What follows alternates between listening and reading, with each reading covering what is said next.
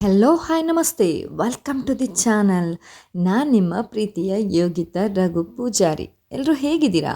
Hope ನೀವೆಲ್ಲರೂ ಆರಾಮಾಗಿದ್ದೀರಾ ಅಂತ ಅಂದ್ಕೊಳ್ತಾ ಇದ್ದೀನಿ. ನಾನು ಕೂಡ ಆರಾಮಾಗಿದ್ದೀನಿ.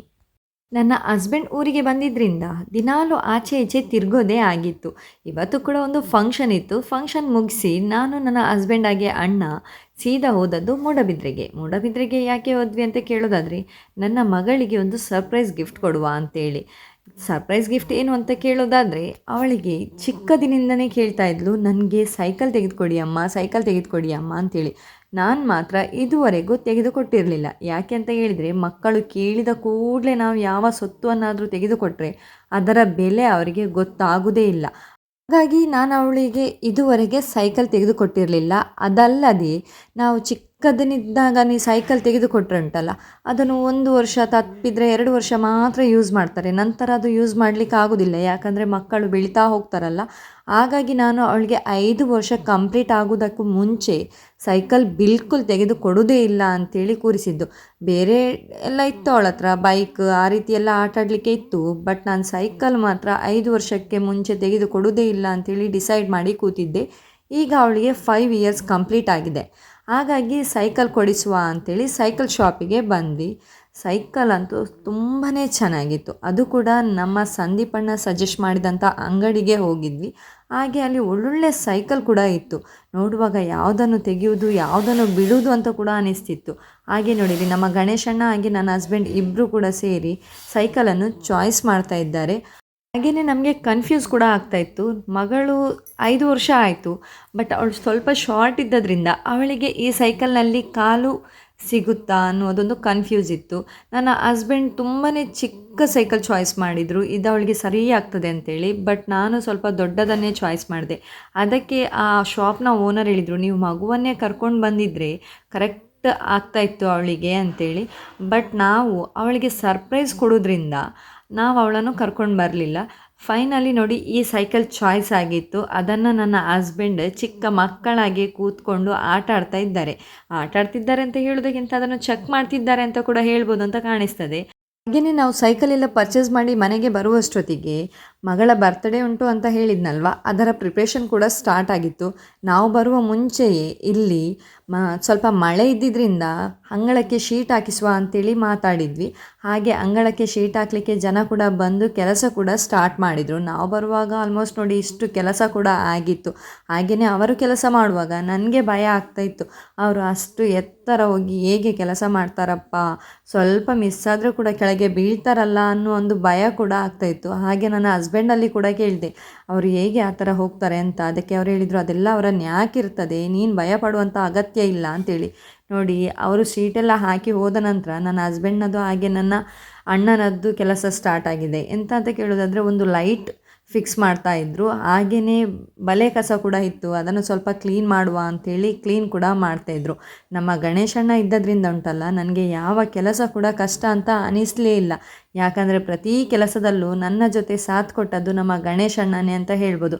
ಹಾಗೆ ನೋಡಿರಿ, ನನ್ನ ನಾದಿನಿ ಮಕ್ಕಳು ಕೂಡ ಮನೆಗೆ ಬಂದಿದ್ದರು. ನನ್ನ ನಾದಿನಿ ಮಕ್ಕಳು ಹಾಗೆ ಮಗಳು ಎಲ್ಲ ಸೇರಿ ಆಟ ಆಡ್ತಿದ್ರು. ನೋಡಿಲ್ಲಿ, ಶೀಟ್ ಹಾಕುವವರು ಶೀಟ್ ಹಾಕಿ ಅವರ ಕೆಲಸ ಕಂಪ್ಲೀಟ್ ಮಾಡಿ ಹೋಗಿದ್ದೇ ತಡ. ನಾನು ಇಡೀ ಬಟ್ಟೆಯನ್ನೆಲ್ಲ ವಾಶ್ ಮಾಡಿ ಶೀಟ್ ಒಳಗೆ ಹಗ್ಗ ಕಟ್ಟಿ ಒಣಗಾಕಲಿಕ್ಕೆ ಶುರು ಮಾಡಿದ್ದೆ. ಹಾಗೆ ನನಗೆ ತಮಾಷೆ ಕೂಡ ಸ್ವಲ್ಪ ಮಾಡ್ತಾಯಿದ್ರು. ಏನೇ ಫಂಕ್ಷನ್ ಇರಲಿ ಏನೇ ಆಗಲಿ, ಏನಿದ್ರೂ ಈ ಹೆಂಗಸರು ಅವರಿಗೆ ಬೇಕಾದಾಗೆ ಅದನ್ನು ಯೂಸ್ ಮಾಡಿಕೊಳ್ಳೋದನ್ನು ಬಿಡುವುದಿಲ್ಲಲ್ಲ ಅಂತ ಹೇಳಿ ಮಕ್ಕರ್ ಮಾಡ್ತಾಯಿದ್ರು. ಮಕ್ಕರ್ ಮಾಡಿದರೂ ತೊಂದರೆ ಇಲ್ಲ ಮಾರ್ರೆ, ಈ ಮಳೆಗಾಲದಲ್ಲಿ ಬಟ್ಟೆ ಒಣಗಿಸುವುದೇ ಒಂದು ದೊಡ್ಡ ಸಮಸ್ಯೆ ಆಗಿರ್ತದೆ. ಅಂಥ ಟೈಮ್ನಲ್ಲಿ ಈ ಥರ ಶೀಟ್ ಹಾಕಿ ಕೊಟ್ಟರೆ ಯಾರಾದರೂ ಬಿಡ್ತಾರಾ? ನಾನು ಅಂತಲ್ಲ, ಯಾರು ಕೂಡ ಬಿಡುವುದಿಲ್ಲ. ಈ ರೀತಿಯೇ ಬಟ್ಟೆ ಎಲ್ಲ ಒಣ ಹಾಕಿ ನಮಗೆ ಬೇಕಾದ ರೀತಿಯಲ್ಲಿ ಬಟ್ಟೆಯನ್ನೆಲ್ಲ ಒಣಗಿಸಿ ತೆಗೆದಿಡ್ತೇವೆ. ನಮಗೆ ಅದೊಂದು ದೊಡ್ಡ ತಲೆನೋವಾಗಿರ್ತದೆಲ್ಲ, ಬಟ್ಟೆ ಒಣಗುವುದಿಲ್ಲ ಅಂತ ಹೇಳೋದು. ಅದಕ್ಕೆ ನಾನು ಫಸ್ಟ್ ಮಾಡಿದ ಕೆಲಸವೇ ಅದೇ, ಬಟ್ಟೆಯನ್ನು ಒಣಗಾಕಿದ್ದಾಯ್ತಾ. ನೋಡಿ, ಇಲ್ಲಿ ನನ್ನ ಕೆಲವೊಂದು ಗಿಡಗಳೆಲ್ಲ ಒಣಗಿ ಹೋಗಿತ್ತು. ಅದನ್ನು ಪಾಟೆಲ್ಲ ನನ್ನ ಹಸ್ಬೆಂಡ್ ತೆಗೆದು ಇಡ್ತಾ ಇದ್ದಾರೆ. ಅವರು ತೆಗೆಯುವಾಗ ನನಗೆ ಸ್ವಲ್ಪ ಕೋಪನೂ ಬರ್ತಾಯಿತ್ತು, ನಾನು ಕಷ್ಟಪಟ್ಟು ತಂದು ಹಾಕಿರ್ತೇನೆ, ಇವರು ಬಂದು ತೆಗಿತಿದ್ದಾರಲ್ಲ ಅಂತೇಳಿ. ಹಾಗೆ ಅಲ್ಲಿ ಅದು ಕೆಲಸ ಎಲ್ಲ ಮುಗಿಸಿ ಆಗುವಷ್ಟೊತ್ತಿಗೆ ಸಂಜೆ ಆಗಿತ್ತು. ಇನ್ನು ಮನೆಯಲ್ಲಿ ಅಡುಗೆ ಏನೂ ಮಾಡಿರಲಿಲ್ಲ. ಹಾಗಾಗಿ ಡಿನ್ನರ್ಗೆ ಅಂತೇಳಿ ನಾವು ಬಂದದ್ದು ಮೂಡಬಿದ್ರೆಯ ಗ್ರಿಲ್ ಹೌಸಿಗೆ. ನಾನು, ನನ್ನ ಹಸ್ಬೆಂಡ್, ನನ್ನ ಅಮ್ಮ, ಮಗಳು ಹಾಗೆ ಅಣ್ಣ ಇಷ್ಟು ಜನ ಒಟ್ಟಿಗೆ ಬಂದ್ವಿ. ಹಾಗೆಯೇ ನಾನು ಯಾವುದೇ ಹೋಟೆಲ್ಗೆ ಹೋದರೆ ಕೂಡ ನನ್ನ ಫಸ್ಟ್ ಆರ್ಡರ್ ಏನಾಗಿರುತ್ತೆ ಅಂತ ಹೇಳಿದರೆ ಅದು ಒಂದು ಸೂಪ್ ಆಗಿರುತ್ತೆ. ಸೂಪ್ ಇಲ್ದಲೆ ನನ್ನ ಊಟ ಶುರು ಆಗೋದೇ ಇಲ್ಲ ಅಂತ ಹೇಳ್ಬೋದು. ನನಗೆ ಸೂಪ್ ಕುಡಿಯೋದಂದರೆ ಭಾರಿ ಇಷ್ಟ. ಹಾಗೆಯೇ ಇವತ್ತು ಕೂಡ ನಾನು ಚಿಕನ್ ಮ್ಯಾಂಚೋ ಸೂಪ್ ಕೂಡ ಆರ್ಡರ್ ಮಾಡಿದ್ದೆ. ನನ್ನ ಮಗಳಿಗೆ ಏನು ಬೇಕು ಅಂತ ಕೇಳಿದರೆ ಅವಳಿಗೆ ಬರ್ಗರ್ ಬೇಕಮ್ಮ, ಬೇರೆ ಎಂತ ಬೇಡ ಅಂತ ಹೇಳಿದರು. ನಾನು ಅದಕ್ಕೆ ನನ್ನ ಅಣ್ಣನಲ್ಲಿ ಹೇಳ್ತಾ ಇದ್ದೆ, ನಮಗೆಲ್ಲ ಈ ಬರ್ಗರ್ ಪಿಜ್ಜಾ ಎಲ್ಲ ಗೊತ್ತಾಗಲಿಕ್ಕೆ ಸುಮಾರು ಟೈಮ್ ಆಗಿದೆ. ಆದರೆ ಈಗ ಹುಟ್ಟಿದ ಮಕ್ಕಳಿಗೆ ಫಸ್ಟ್ ಬಾಯಲ್ಲಿ ಬರುವುದೇ ಪಿಜ್ಜಾ ಬರ್ಗರ್ ಅಂತೇಳಿ.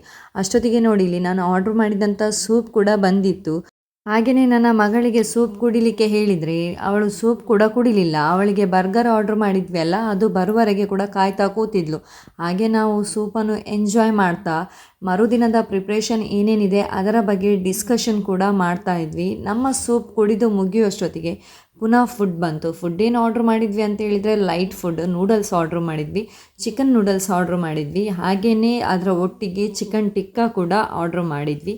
ಚಿಕನ್ ಟಿಕ್ಕಾ ಅಂತೂ ಸಖತ್ತಾಗಿತ್ತು. ನೂಡಲ್ಸ್ ಕೂಡ ನಾವು 2 ಪ್ಲೇಟ್ ಫುಲ್ ನೂಡಲ್ಸ್ ಆರ್ಡ್ರ್ ಮಾಡಿದ್ವಿ. ಅದು ನಮಗೆ 4 ಮಂದಿಗೆ ಸಾಕಾಯಿತು. ಯಾಕಂದರೆ ಅಷ್ಟು ನೂಡಲ್ಸ್ ಕೂಡ ಇತ್ತು, ಅಷ್ಟೇ ಟೇಸ್ಟಿ ಕೂಡ ಇತ್ತು. ಹಾಗೆಯೇ ನನ್ನ ಮಗಳು ಬರ್ಗರ್ ಆರ್ಡ್ರ್ ಮಾಡಿದ್ದು ಮಾತ್ರ, ಆದರೆ ತಿಂದದ್ದು ಸ್ವಲ್ಪವೇ ಸ್ವಲ್ಪ. ಅವಳು ಆರ್ಡ್ರ್ ಮಾಡುವಾಗ ಪೂರ್ತಿ ತಿಂತಾಳೆ ಅಂತ ಎನಿಸಿದೆ, ಬಟ್ ಅವಳು ತಿನ್ನಲಿಕ್ಕೆ ಆಗಲಿಲ್ಲ ಅವಳಿಗೆ. ನಂತರ ತಿಂದದ್ದು ನಾನು ಮತ್ತು ನನ್ನ ಹಸ್ಬೆಂಡ್ ಇಬ್ಬರೇ. ಈಚೆ ನೂಡಲ್ಸು ಕೂಡ ತಿನ್ನಲಿಕ್ಕಿತ್ತು, ಆಚೆ ಬರ್ಗರ್ ಕೂಡ ಸ್ವಲ್ಪ ಸ್ವಲ್ಪ ತಿಂದ್ವಿ. ಹಾಗೆಯೇ ನೂಡಲ್ಸ್ನೊಟ್ಟಿಗೆ ಗ್ರಿಲ್ ಚಿಕನ್ ಆರ್ಡ್ರ್ ಮಾಡಿದ್ವಿ ಅಲ್ವಾ, ಅದಂತೂ ಸಖತ್ತಾಗಿತ್ತು. ಅದನ್ನೆಲ್ಲ ತಿಂದು ಮುಗಿಸಿ ನಂತರ ನಾವು ಹೊರಟಿದ್ದು ನಮ್ಮ ಮನೆಗೆ ಹೋಗಿ ಉಂಟಲ್ಲ, ಒಂದು ಚಂದ ನಿದ್ದೆ ಮಾಡಿದರೆ ಸಾಕು ಅಂತ ಅನಿಸುವಷ್ಟರ ಮಟ್ಟಿಗೆ ಸುಸ್ತಾಗಿತ್ತು. ಹಾಗೆ ನಾವು ಸೀದಾ ಮನೆಗೆ ಬಂದು ಒಳ್ಳೆ ನಿದ್ದೆ ಕೂಡ ಮಾಡಿದ್ವಿ. ಇದಿಷ್ಟು ಇವತ್ತಿನ ವಿಡಿಯೋ ಆಗಿತ್ತು. ಈ ವಿಡಿಯೋ ಏನಾದರೂ ನಿಮಗೆ ಇಷ್ಟ ಆಗಿದ್ದರೆ ವಿಡಿಯೋನ ಲೈಕ್ ಮಾಡಿ, ಹಾಗೆ ಶೇರ್ ಮಾಡಿ. ಹಾಗೆಯೇ ಯಾರಾದರೂ ನನ್ನ ಚಾನಲ್ನ ಸಬ್ಸ್ಕ್ರೈಬ್ ಮಾಡ್ದಲೇ ಈ ವಿಡಿಯೋ ಏನಾದರೂ ನೋಡ್ತಿದ್ರೆ ದಯವಿಟ್ಟು ಚಾನಲನ್ನು ಸಬ್ಸ್ಕ್ರೈಬ್ ಮಾಡ್ಕೊಳ್ಳಿ. ಹಾಗೆ ಪಕ್ಕದಲ್ಲಿರುವಂತಹ ಬೆಲ್ ಐಕನನ್ನು ಕ್ಲಿಕ್ ಮಾಡೋದನ್ನು ಮರಿಬೇಡಿ. ಯಾಕೆ ಅಂತ ಹೇಳಿದರೆ ನಾನು ಮಾಡೋ ಪ್ರತಿಯೊಂದು ವಿಡಿಯೋದ ನೋಟಿಫಿಕೇಷನ್ ನೀವು ಬೆಲ್ ಐಕಾನ್ ಕ್ಲಿಕ್ ಮಾಡಿದರೆ ಮಾತ್ರ ಫಸ್ಟ್ ನಿಮಗೇ ಬರುತ್ತೆ. ಹಾಗಾಗಿ ಬೆಲ್ ಐಕಾನ್ ಕ್ಲಿಕ್ ಮಾಡೋದನ್ನು ಮರಿಬೇಡಿ, ಆಯಿತಾ? Thank you so much.